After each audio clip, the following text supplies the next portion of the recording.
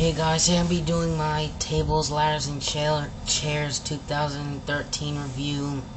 And there's one quick thing I want to say before I get started. This pay-per-view was okay, but it was almost ruined by some of the mid-card matches, like The Miz and Kofi Kingston, R-Truth, and Brodus Clay. But there was three main matches that really saved this pay-per-view. It was, of course, one of the 3-on-1 handicap matches, which was CM Punk versus The Shield, and that fatal 4-way tag team elimination match for the WWE Tag Team Championships, and of course the main event, the tables, ladders, and chairs match for both world titles, Randy Orton versus John Cena.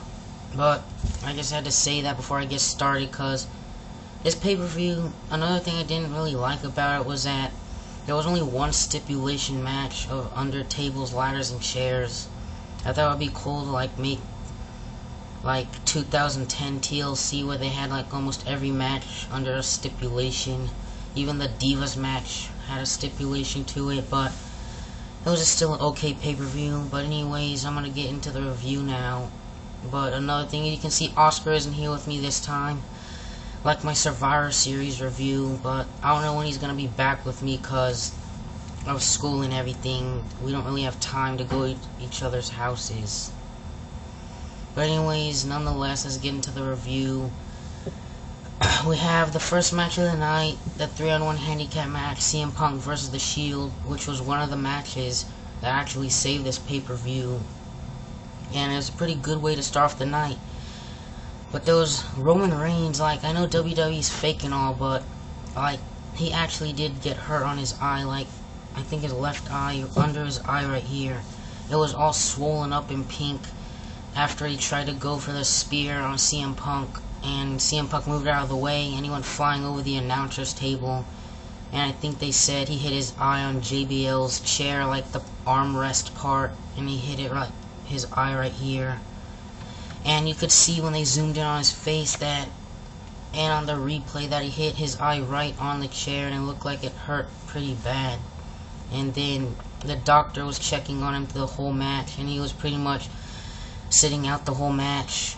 And Dean Ambrose and Seth Rollins were mainly tagging in and out the whole time.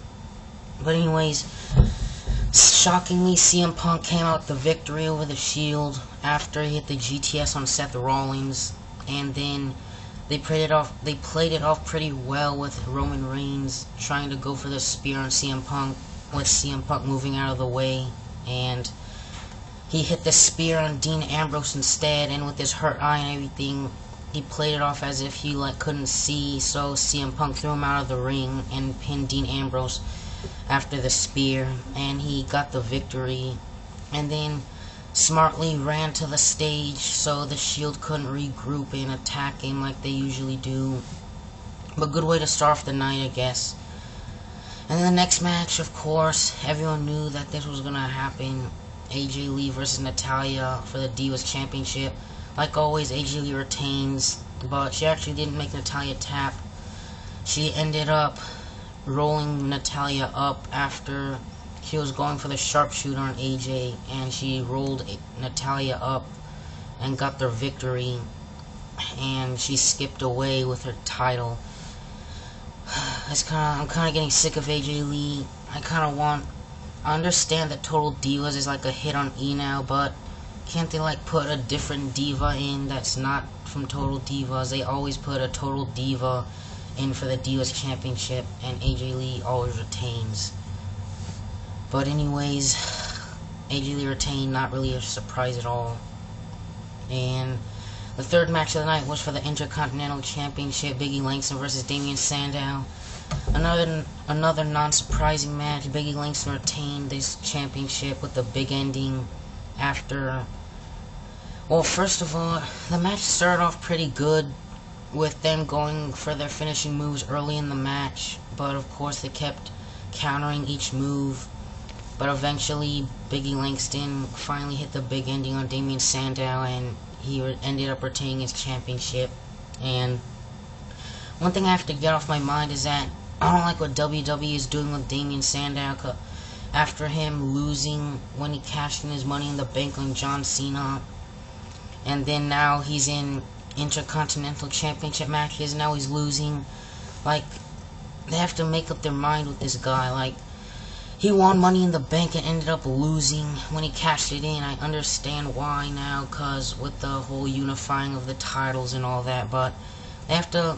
This guy has to get a push like Dolph Ziggler did. Now I understand now. Dolph Ziggler is now back downward, like going against not his main eventers and stuff. He's going against the mid-card guys, but I wish Damien Sandow would get a bigger push than what he is right now. But anyways, the next match was another match that really saved this pay-per-view. It was the Fatal 4-Way Tag Team Elimination match for the WWE Tag Team Championships.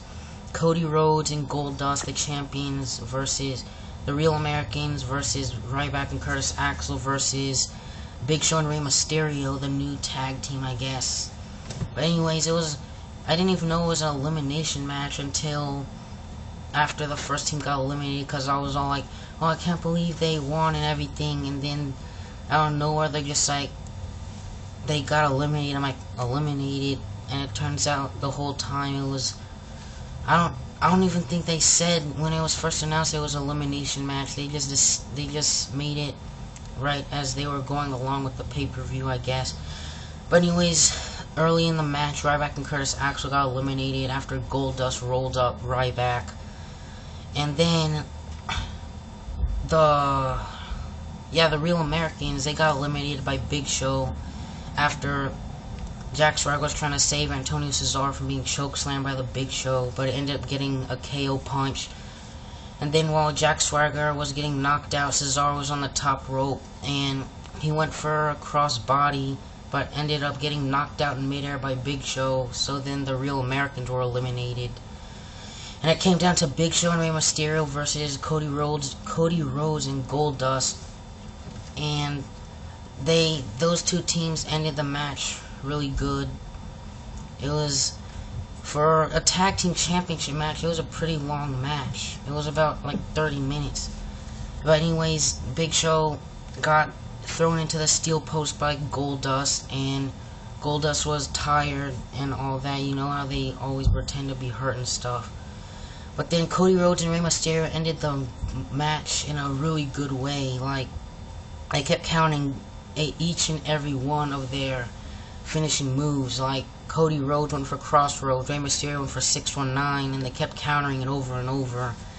And Cody Rhodes went for Crossroads, Rey Mysterio countered it into an arm drag, went for the 619, and Cody Rhodes caught his legs and ended up flipping him off the ropes into the Crossroads position and hit Crossroads on him. And they ended up retaining their tag team championships. And being good sports, Big Show came in and helped Rey Mysterio up, and they both shook Cody Rhodes and Goldust's hand, saying that they're good sports and everything. And yeah, that's pretty much the end of that match.